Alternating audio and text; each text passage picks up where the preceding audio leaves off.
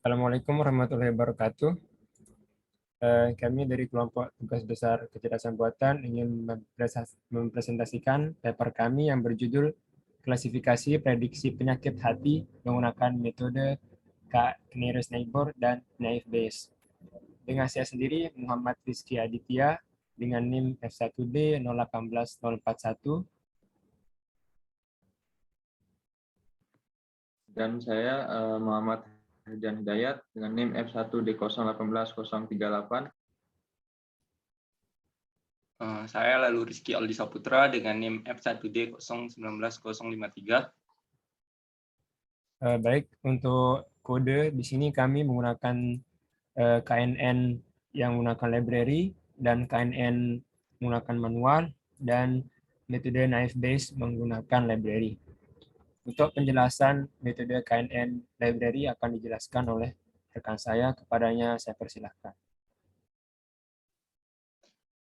Baiklah, di sini saya akan menjelaskan metode KNN menggunakan library. Di sini kami pertama mengimport library Pandas. Pandas nanti digunakan untuk mengulut gambar yang mengulut data yang sudah kami download dari Kaggle.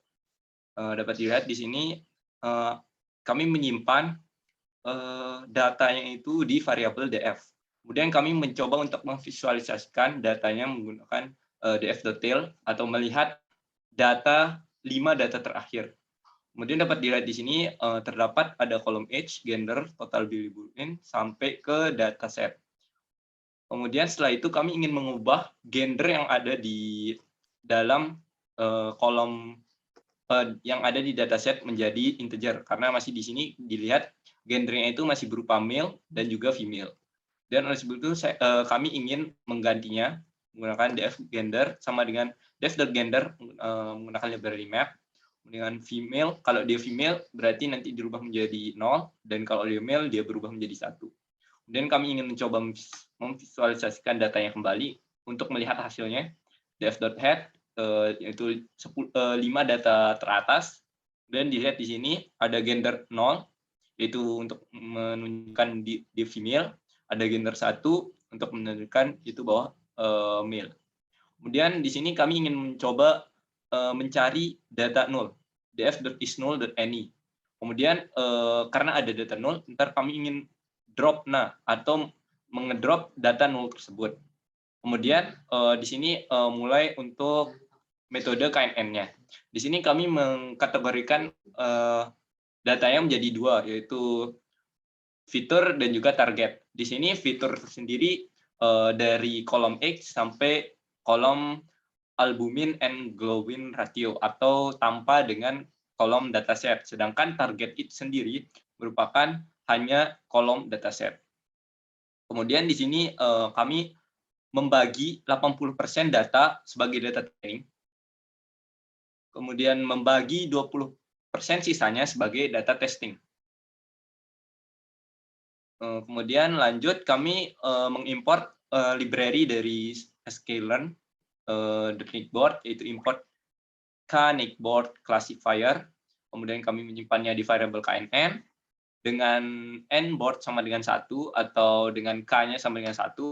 Kemudian kami ngefit atau membuat agar modelnya belajar dengan data train. Kemudian kami mencoba menggunakan knn.score. Di sini kami mencoba melihat akurasi jika di-train menggunakan data training dan juga jika dicoba menggunakan data testing.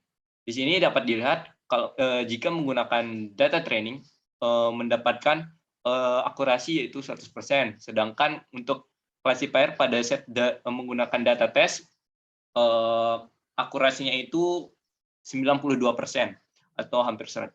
Kemudian di sini kami ingin melihat perbandingan akurasi dari K sama dengan 1 sampai K sama dengan 50. Kemudian di sini kami visualisasikan datanya, dapat dilihat bahwa nilai akurasi tertinggi itu berada pada K sama dengan 1, yaitu tadi 92%. Kemudian menurun sampai jika K-nya sama dengan 50, sekitar di bawah 72. Itu. Mungkin hanya itu yang dapat saya sampaikan. Saya kembalikan lagi ke moderator. Baik, terima kasih. Tadi adalah penjelasan metode KNN menggunakan library. Selanjutnya saya akan menjelaskan klasifikasi KNN menggunakan metode manual. Di sini seperti sebelumnya kami menggunakan library Pandas dan mengimpor datanya, menyimpan dalam variabel df, kemudian mengubah gender female menjadi 0 dan male menjadi 1, dan menghapus baris yang terdapat kolom kosongnya.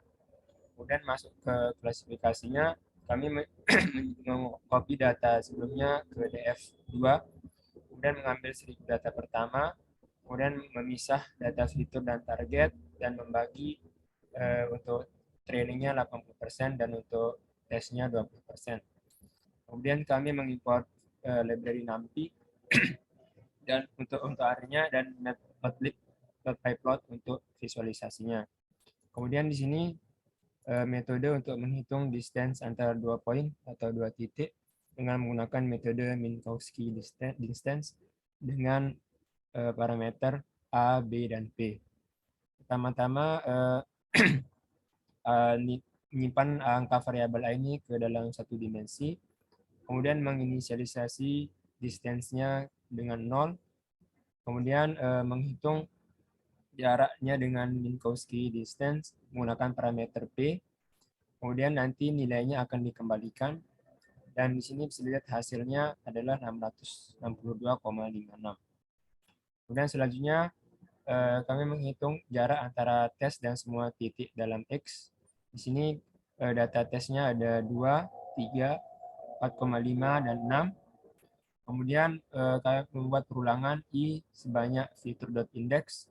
Kemudian menambahkan hasil dari pemanggilan metode sebelumnya, ditambahkan ke dalam array distance ini.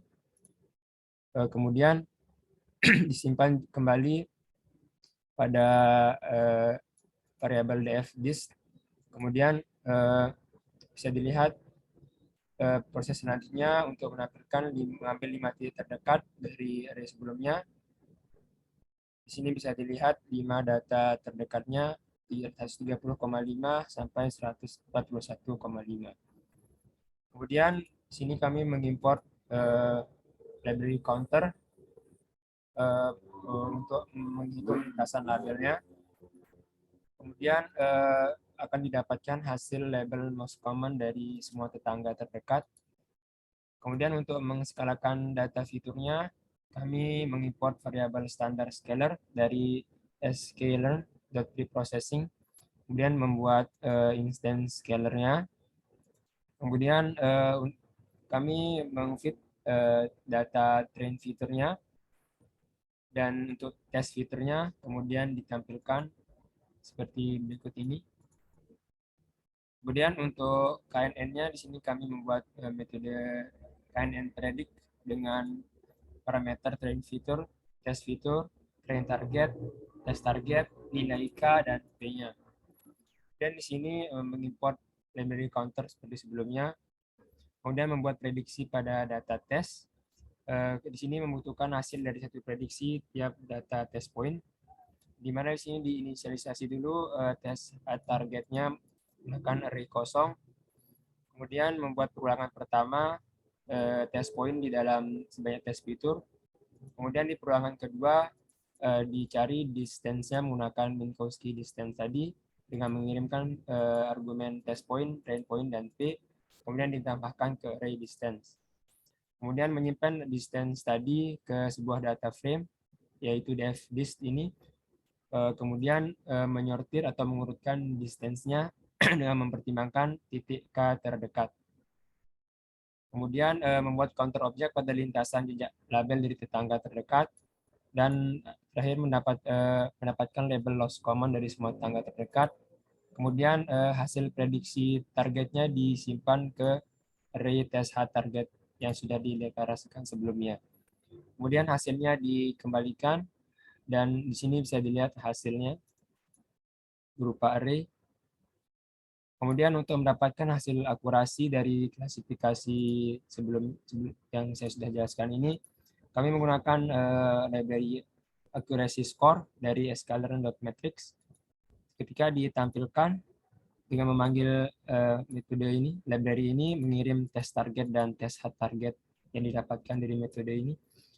Di sini bisa dilihat akurasinya sebanyak 73%, sekitar 73%. Kemudian untuk menghitung, kami ingin menghitung hasil akurasi dengan K dari 1 sampai 50 dengan menggunakan metode KNN Predict tadi. Kemudian hasil akurasinya ditambahkan ke reakurasi. Kemudian kami visualisasikan dengan library matplotlib. Bisa dilihat di sini akurasinya dan nilai K dari 0 sampai 100 bisa dilihat akurasi tinggi ada di sekitar K yang bernilai 20 sampai 40. Kemudian di sini untuk akurasi lengkapnya bisa dilihat di array berikut. Sekian penjelasan KNN manual dari saya. Selanjutnya penjelasan metode naive Bayes dengan library akan dijelaskan oleh rekan saya. Kepadanya saya persilahkan. Baik, di sini saya akan menjelaskan mengenai metode naive Bayes-nya. Yang pertama kita import dulu library yang kita butuhkan seperti pandas, NumPy, dan matplotlib. Setelah itu kita baca datasetnya yang akan disimpan dalam variabel df-nya. Setelah itu kita tampilkan 5 data pertama. Setelah menampilkan 5 data pertama atau datasetnya, kita akan merubah variabel string menjadi ke boolean agar mudah dalam memproses datanya yang sebelumnya female, datanya itu female jadi 0 dan male jadi 1. Setelah itu kita merubah data pada kolom dataset yang dimana sebelumnya itu yang tidak sakit itu bernilai 0, bernilai 1, diubah menjadi 0, terus yang sakit dari 2 diubah menjadi 1. Terus kita tampilkan 5 data terakhir. Setelah kita menampilkan 5 data terakhir tadi, kita menghapus baris atau kolom datanya kosong agar mudah dalam mengklasifikasikan datanya. Setelah itu kita membagi data atau mengambil data dengan membagi X data pertama sampai -1 atau batasnya itu nanti sampai kolom terakhir yang pertama. Sedangkan Y kita ambil data yang terakhir. Setelah itu kita membagi data trainnya dan data testnya dengan sklearn.model selection. Setelah itu kita buat modelnya dengan menggunakan sklearn naive Bayes. Setelah membuat modelnya, kita menentukan hasil dari prediksi dari X-testnya. Di sini dapat dilihat hasilnya berbentuk array. Begitu pula dengan Y-testnya. Setelah itu kita menentukan probabilitas hasil dari prediksinya. Bisa dilihat ini adalah gambaran hasil probabilitas dari hasil prediksi.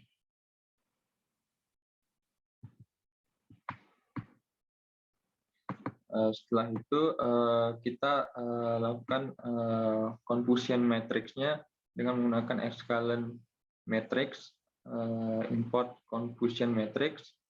Di sini dapat dilihat hasilnya array 36, 52, 1, 27.